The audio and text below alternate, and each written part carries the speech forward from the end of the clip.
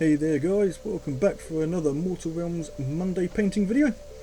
This week taking a look at the Grimghast Reaper from issue 64. So first of all, I've gone ahead and primed this guy with a white as always, and I'm now applying a layer of Nighthaunt Gloom. Obviously in previous videos I've gone ahead and used a thinned down Nighthaunt Gloom, but this time I've decided to go ahead and just take it straight from the pot and see if we can get a similar result. The answer to that is yes, by the way. There isn't too much need for thinning. The only real difference is the thinning method gives you a bit more control over the gradation from the white at the tips to the gloom near the cloak. But as long as you get an even coat and follow the steps that I've done throughout the video, you can achieve pretty much the same result but in a slightly quicker time. So it just depends on whether or not you want to go for speed or better finish. But I'll get on with this and we'll come back in just a bit. Right, so once I've got the Nighthaunt Gloom down, I'm now taking some Abaddon Black and applying this pretty much all over the remaining areas of the model, with exception to the face, which is a skull, and I wanted to paint it as a skull rather than a ghostly part. So obviously making sure that I get inside the hood here. This is thinned down, which is why it looks a little bit grey in the video here, but that's just so I can get some nice even layers on without brush marks and such. Might be a little bit too thin, but just means an extra few layers. But yeah, so everything else is black with exception to the skull. I'll get on with this. I'll catch you in a bit. Right, so with the black down, I'm now taking some Dark Reaper and a small dry brush, and you can see here I'm just making these circles on some dry paper towel to remove the paint. The reason I do this is I can see how much paint is being removed rather than just doing it in one spot. Once it's leaving the amount on the paper that I want, I'll then apply this over the black cloak area, obviously being careful not to hit the Nighthaunt Gloom. Now the reason I'm using this is it's the mid-tone for the black, so the Abaddon Black is going to be left in the recesses, and that will be shadow and shading, and then this will pick up on the sharper edges and sort of the peaks and folds, but also the sort of the large flat area across his back and that, and act as a mid-tone. And obviously with it being a dry brush, it means that I can keep going over this and building up layers until it's as bright as I want, but I find that usually one or two sort of go overs is enough to just get some highlights on there.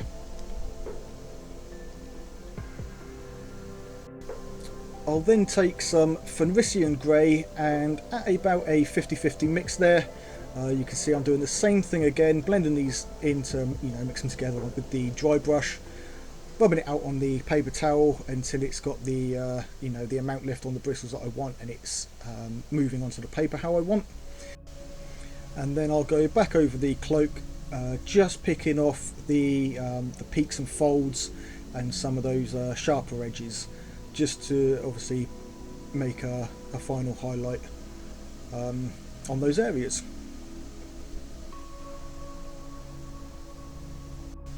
So moving back onto the ghostly area now, I'm using some Corax White and again the small dry brush. And what I'm doing is leaving a little bit more paint on there than I would with the dry brush previously, and I'm wanting to concentrate this on the ends of these sort of spooky tendril areas. Every now and then I will wipe off a bit more excess if I feel it's going on too heavy. What I'm looking for is to get this to an almost Corax White with that slight blue tint showing under. The paint will obviously concentrate on that area and be removed from the bristles, which will then allow me to work my way up the model slightly.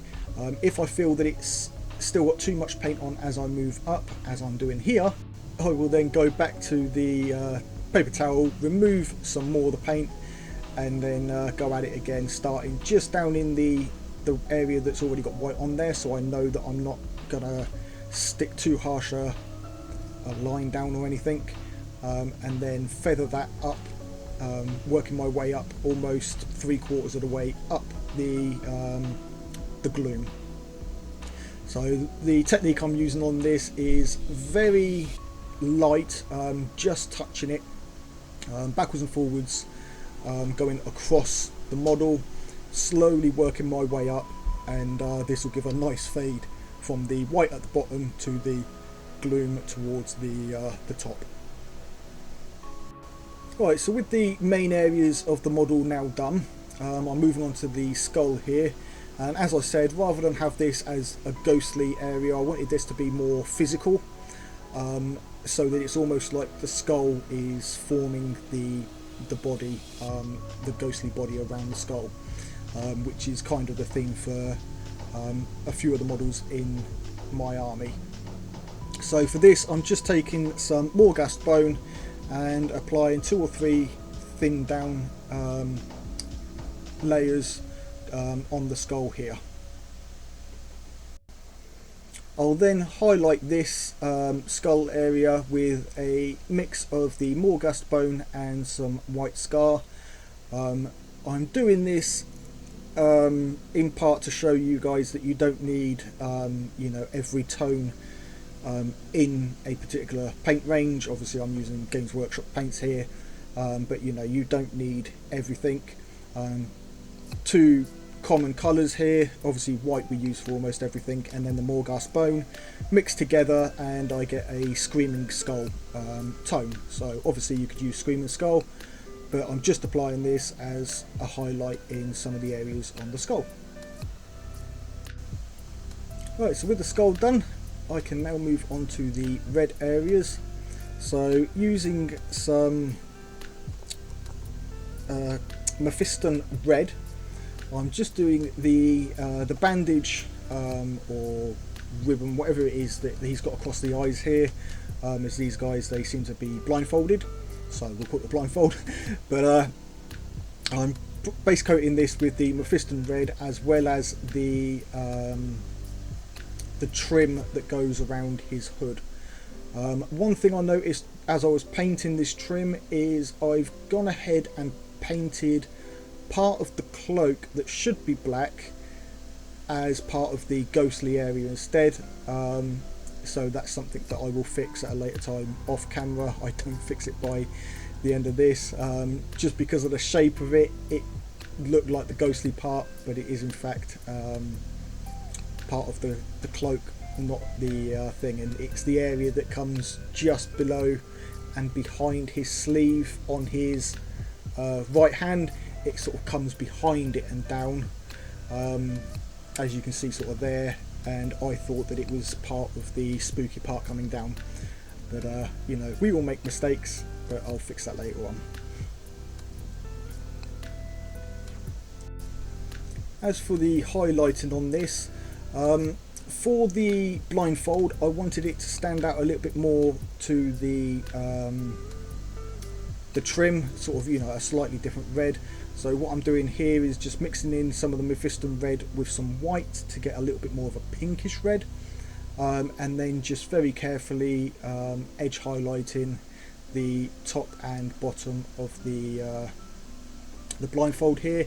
I'll then mix in a little bit more into the white, and this will give me a little bit more pink, and just use that as a final edge highlight just in you know, the top area, just sort of to give it a little bit of a textured look by sort of dabbing it on in places. As for the trim of the hood, I'm going with some Evil Sun Scarlet, and just in the same manner, picking off both edges of the trim as it is slightly raised off the hood, and along the top as it sort of goes over the top of his head, I'll use a little bit slightly more thin down red and cover that area as well, just to give it that highlight across the top.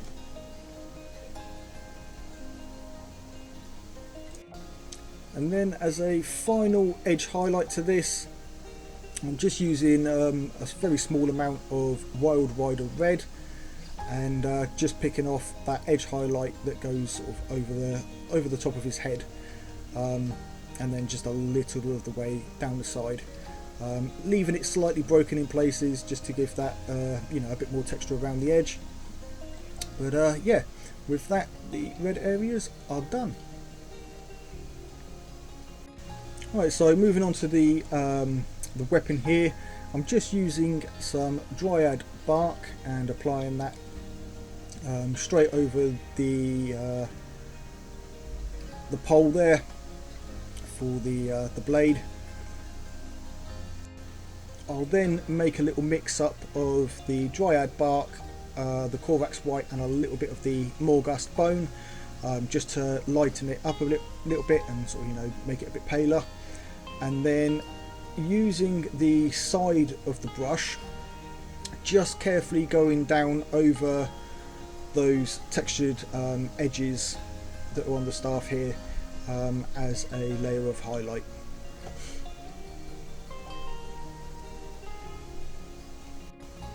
Right, so moving on to the metal areas now.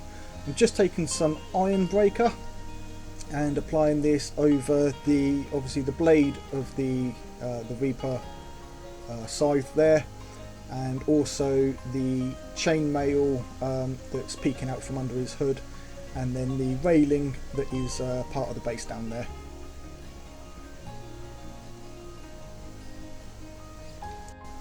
I'll then follow that up with a wash of Nuln oil over those metallic areas, and then set it aside for about 15 to 20 minutes to fully dry, before going back and just edge highlighting again with the iron breaker, just to add a little bit of shine on the edges of the blade.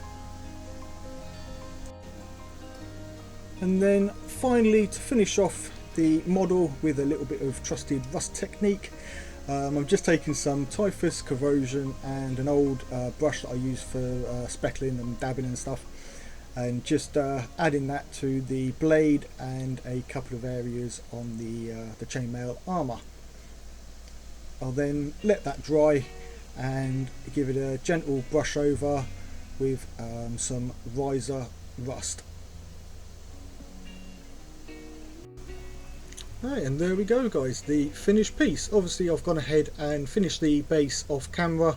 It's just the standard basing technique I'm using for all my night haunts. But yeah, there it is. So nice, quick and easy. I think this took me about 40 minutes to do this one model. Obviously we're stopping filming and whatnot in between.